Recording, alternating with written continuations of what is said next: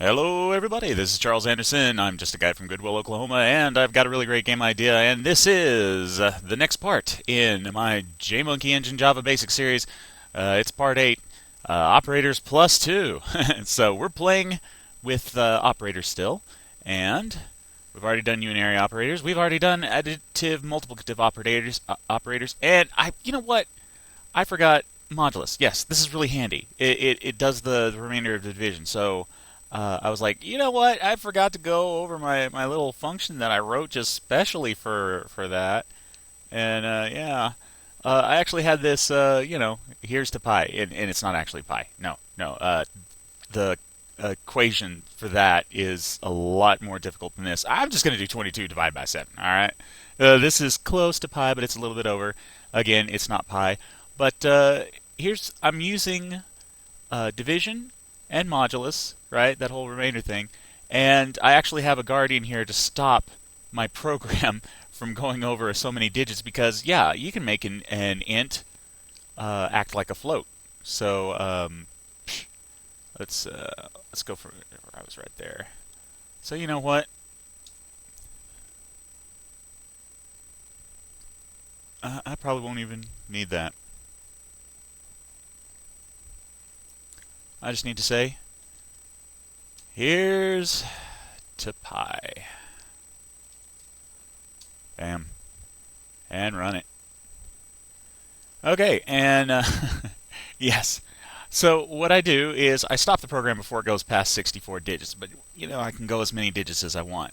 I have to emulate the decimal point because I know it's 3 and a bit, but yeah, I actually put my decimal point after my first division because that handles the integer side, and bam, there it is. And this would work for any number, especially if I swapped in variables for these solid numbers right here.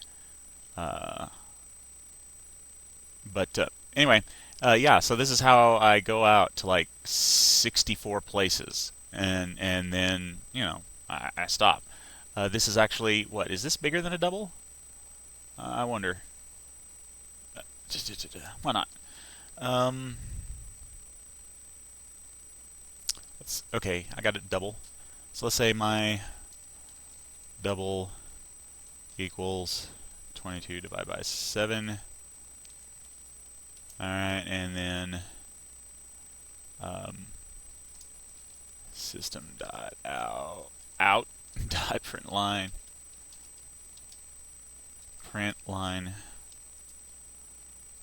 my double.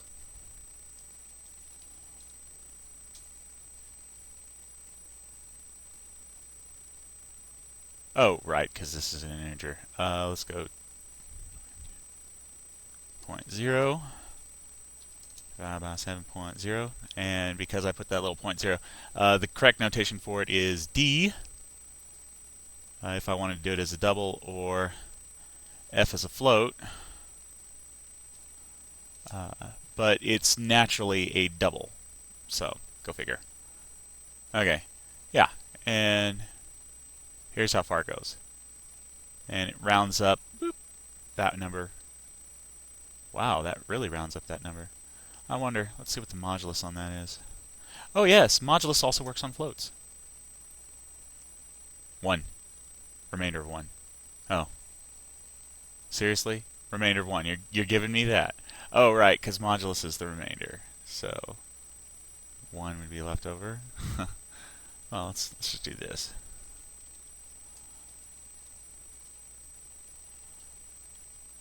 That's crazy. Gives me 1.0 as my remainder. Because it's 3.1. Yeah, that makes sense, I guess. It's kind of disappointing. But yeah, modulus does work on doubles. It just works before the decimal point, looks like. Not out all the way. But I use modulus here to keep refining further and further and further, through base 10. That's what this little beauty right here is for. So if I were to want to represent it as binary, then it'd be multiplying times 2, every time, and it would be that 0, 0, 1, 0, 1, 1, 0, blah blah blah.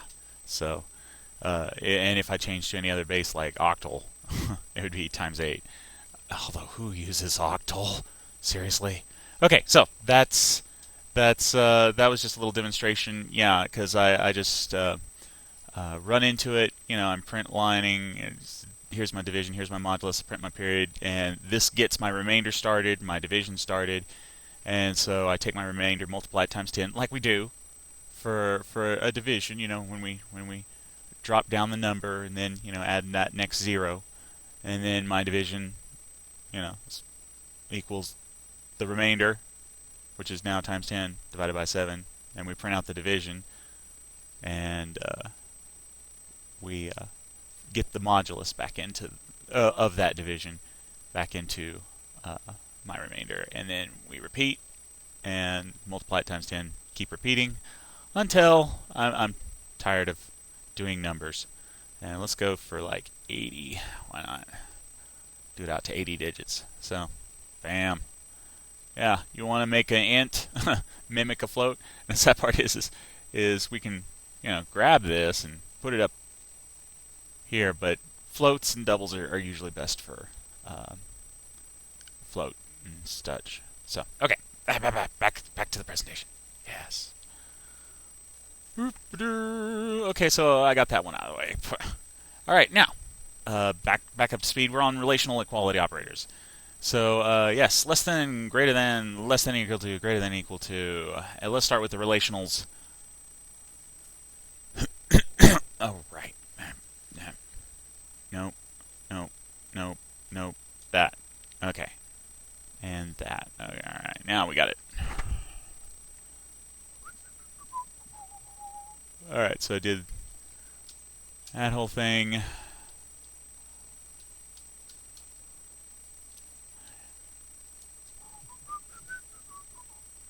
Okay, so all right, relational operators. So we can use my bool. We can use another couple numbers. So it would be system dot out dot print line my bool. And let's say my bool equals. And let's do one of these relationships. So 1 is less than 5. Okay, so 1 is less than 5. So when we print it, yeah, it's going to print out true. Of course, if we go 1 is greater than equal to 5, that's going to be false because that's not true. And if I come up here and if I put 5, yep, that's false because 5 is not greater than 5, but it is greater than or equal to. So that's still true there. And it also is less than or equal to. Yep, and that's true. So yeah, the relational equality, it just strictly has values that can be boiled down to numbers. So greater than, equal to, all that good stuff. And now we have the equals and the not equals. So, and all that does is it checks and makes sure that it's equal, which it is, or if it's not equal, which is false. And of course, if I put 1 here, well, that's definitely not equal to 5. But 15 is also not equal to 5. So if you're needing to find if it's just not equal, there's your equality. And because this lets you tell from a range right here, if it's less than, or if it's spot on or less than, and this is just to do with those Boolean expressions. Okay, should I touch upon the instances? Probably better on classes for that. Oh, but Boolean. So I could say like my bool not equal to my bool. That's valid. Yep. And that's going to return a false. Yep, because my bool does not equal. It does not equal. It does equal. Yeah, that's true. And of course, when you try to use a relational operator, because that's a binary operator. Huh. But yeah, because this is saying, hey guys, these aren't numbers. It's just true or false. So can't use a comparator like that. Can't even use a comparator like that. So there we go. And yeah, going ahead and do reference values. Okay. So like say int. Oh, right. Let's use a reference.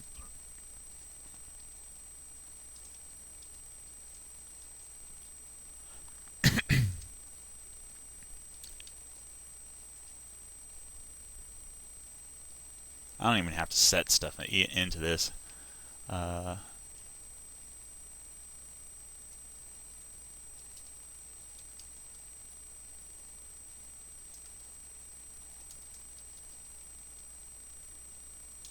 Now I'm not even setting it. What I can say is my bool, because this is a reference type. You know, it's not a value per se. It's a location.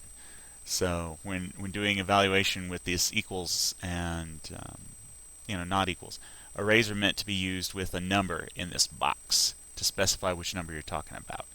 So like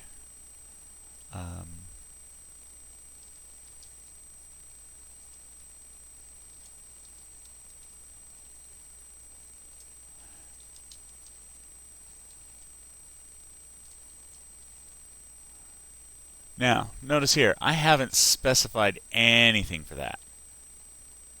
It's not been initialized, and this is a warning. Huh? Yeah, definitely. Just doesn't exist yet. It's a location, but it's not pointing at anything. So if I were to go like new int 3, now that looks the same, doesn't it? Well, let's play. False, because first int array is pointing at something, and then second int array, well, it's pointing at something. It's the same size, but it's actually something else. Now, if I were to say first int array, then guess what? Well, that's true, because I just set this one to point at this one, and they're both pointing at the same thing right here. So, I'll go into that more in classes, and, yeah, I can go on ahead and do it here. Yeah, why not? Sounds good. All right, okay, so, let's do just a quick little system out.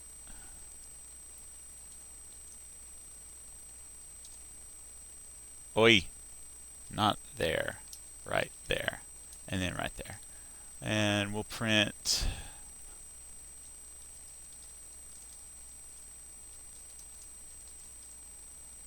we'll just use the first digit in there.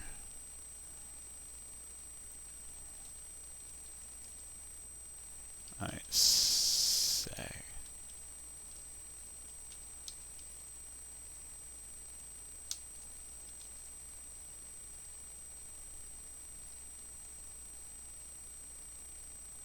Oh, come on. There we are. Okay, cool. And for grins and gills, first int.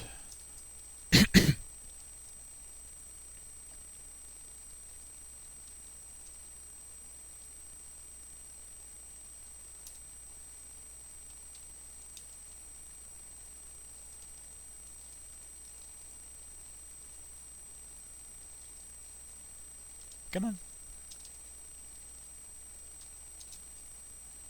Alright, so same location it on this and this, and alright, well, I'll just play it. Alright, we got two twos. Yeah, because they're both pointing at the same place, and you're affecting the same location for that same place, and so they're both 2, because first it gets set to 1, then it gets set to 2, and we print it. Now, if we were just to say something of the same size, then we're actually splitting it up. I mean, they're the same size, yes, but they're different locations. So when I print it, yeah, this one's pointing here, this one's pointing to here, so pointing at 1 and 2, and we've got false. Now, even if we set the values the same, it's still going to be false because it's just the same number in two different locations. And so when you use reference variables, it checks on this equality and non-equality to see if they're pointing to the same place or to different places. So that's why it'll return the false and true. So bada boom, bada bing, and we'll be going over that more in classes. So yeah, especially during instancing. And typecasting. Well, not typecasting, but it's, well, where you use a superclass. Alright, so that one, I'll say that one's done. Yeah! And of course, I notice I have completely skipped a good old instance of that's for the later part of the course. Yeesh. Although this does not necessarily apply to it. I'm just using this to scare people. Mwahaha. Especially myself. Yeesh. Okay. Bitwise logical operators. Oh yes. So we're going to be playing some more on the binary and Boolean levels. So alright. I'm gonna. Jeez, a sneeze.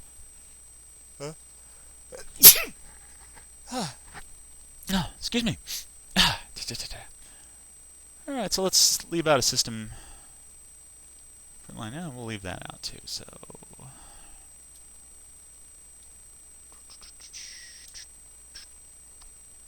Okay, so let's start with these ORs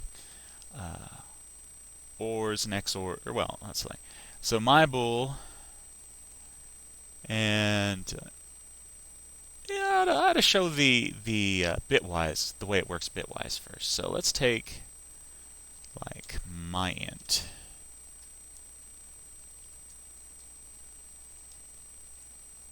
Yeah, let's work bitwise first, and then just do the Boolean after that. So my int equals my int. Yeah, because I'm not doing the assignment. I'll just go ahead and do the assignment operators. Why not? Let's see, the assignment operator for an AND, or compound assignment. And so I will AND it with, oh, you know what, let's just go.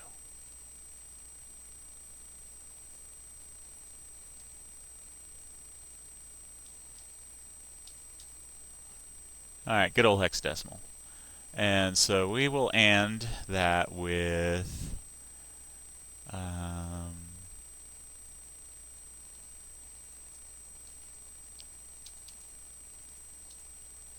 well, doesn't have to be capital F's. It can be lowercase. Capital works just as well. And then, well, let's,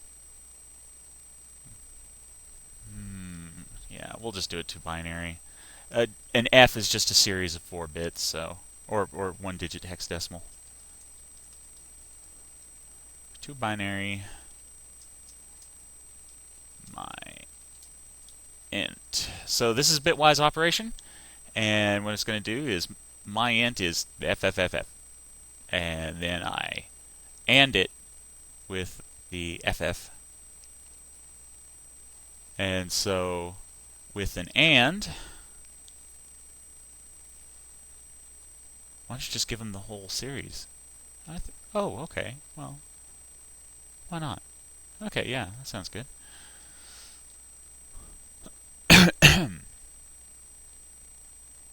How would I do that? Okay, well, I know my int, and why don't I just go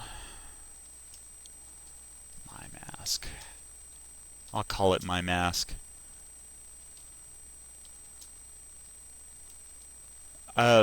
Masking is done on a lot of graphical operations, and okay, let's just do it like this. My int and my mask.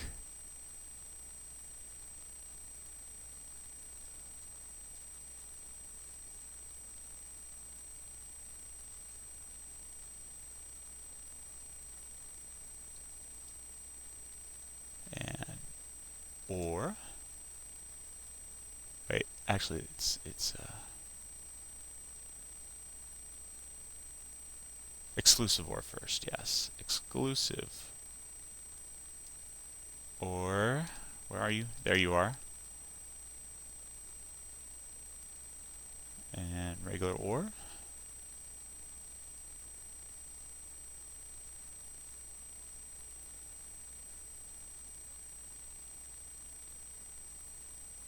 Alright, those are the big three, but yeah, I'll just go ahead and put up the not. Because,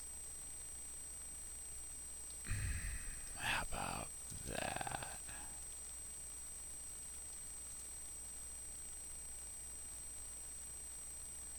Oh, right. Bitwise complement, Charles. Not the Boolean. There we go. I probably don't even need this.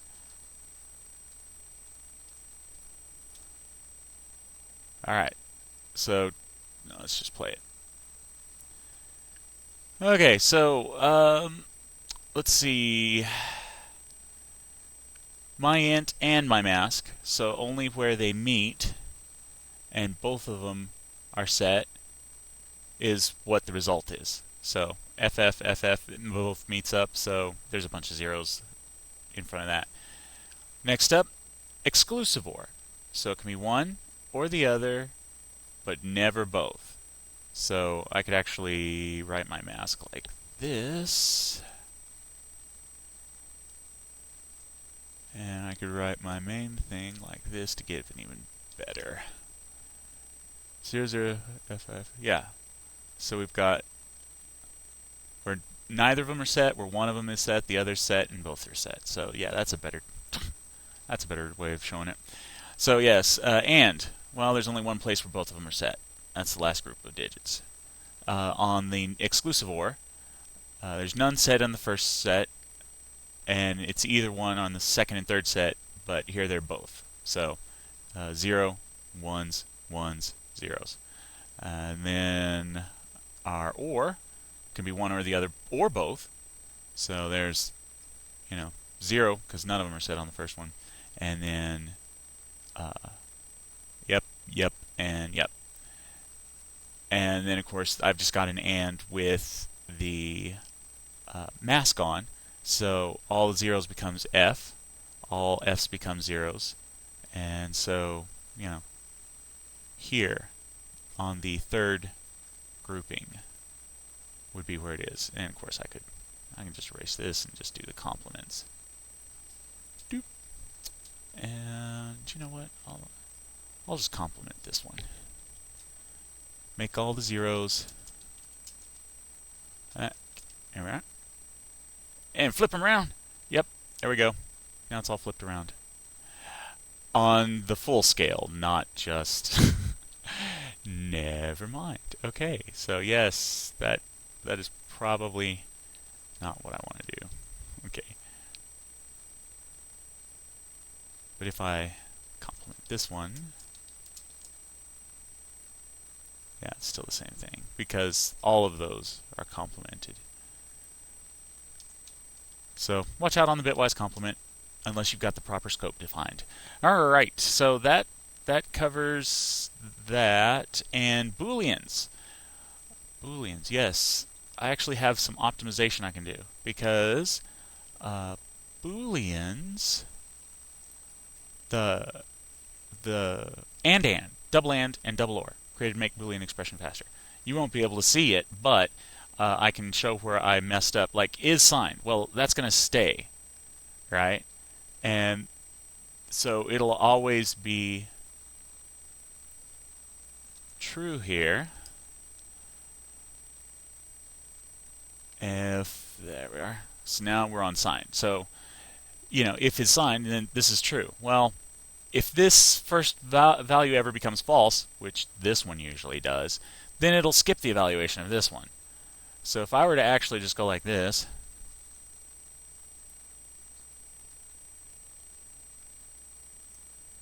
well, there we are. I hit the wrong button. There we are.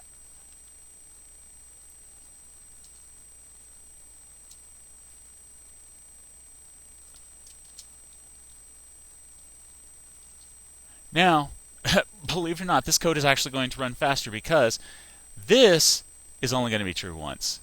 Because this statement nullifies a negative. In other words, it just turns it into a positive. So this will never be true after this first running. So to speed up my code for this little loop here, I can just evaluate this, and with a double AND, it won't evaluate this side. Now, if it was a single AND, the code will still run. Let's do it quick. Oh, well, 2 binary, yeah. Code still runs just like normal because that's Bitwise will work. And the double AND will just make it go a touch faster because it doesn't have to evaluate this side. It just checks this first one. It's like, oh, okay, that's just that. So double AND, double OR, those are a way to speed up code. And if there's one that's always going to be true, try to have for an AND statement always over there. And if something's going to be false for an OR statement, try to have it over in the background because you'll want the one that you'll know for most of the time will evaluate to the shortcut in front so that it doesn't have to go to the next one and can speed up your code. Okay, so that was pretty good for that. Assignment operators. Oh, yes. Yeah, I mean, I've been using assignment operators for a while. This one's the easiest one to understand. And yeah, let's take a byte and do this. So,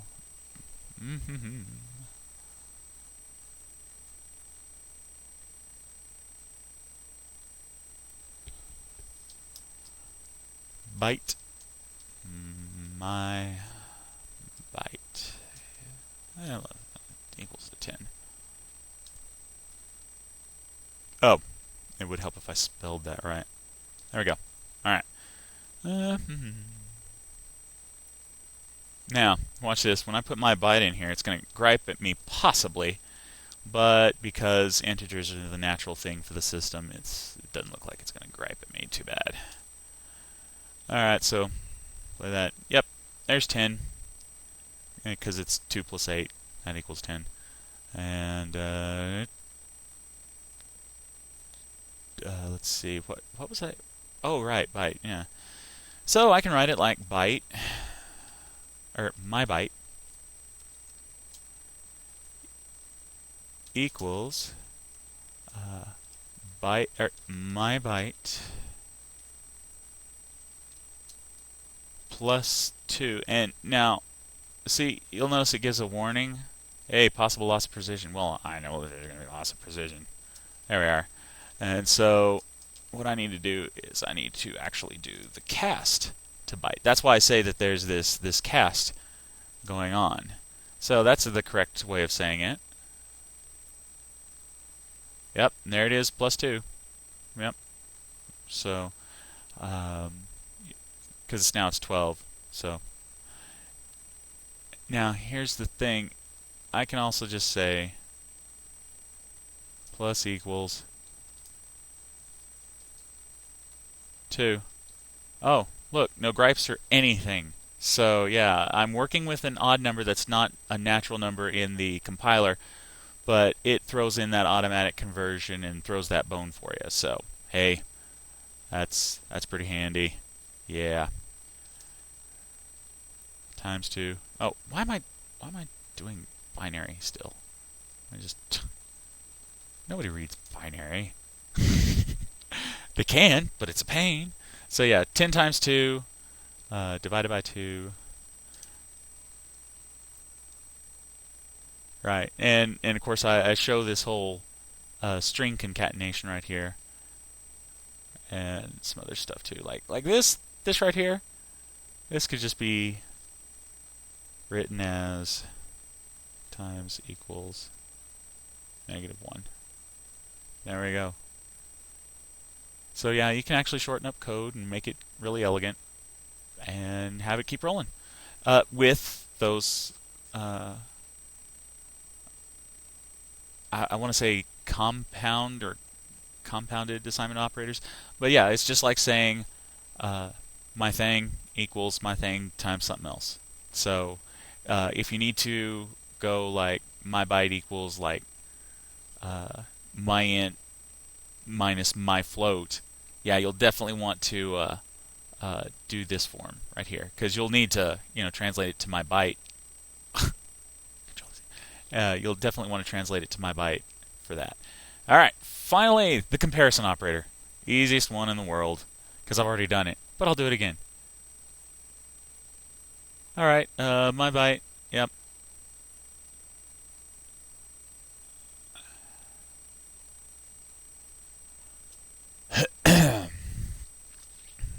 Just do the shorthand, my byte. And I will have to cast because for my byte. But, my boo. Let's give it 6 or 8. Why not? And int, yes. Siri cast. Oh, int. Byte.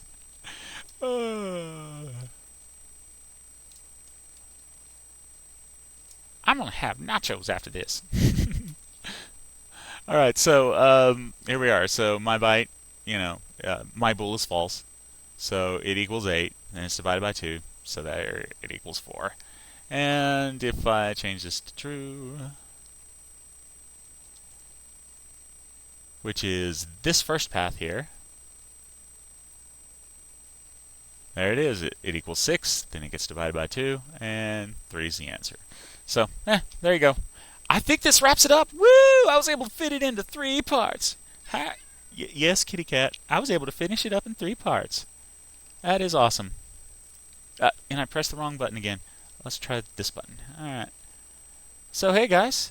That's operators. Next up, I will start into classes. And because we've done flow control, we've done variables, and got the reference, some of the distinction between reference and primitives. Primitives are what you actually work with, and references are addresses, to where they're at, stored at in memory. And I'll be going over stack and heap and all that kind of good stuff. Oh yes, kitty cat. So hey, I'm using JMonkey Engine. I'm using Java. I'm Charles Anderson, indie game developer. My project's Idiog. I've got an email address. I've got a Twitter address. And get ready for the next one where I start in on classes and all that fun stuff. All right. Have a good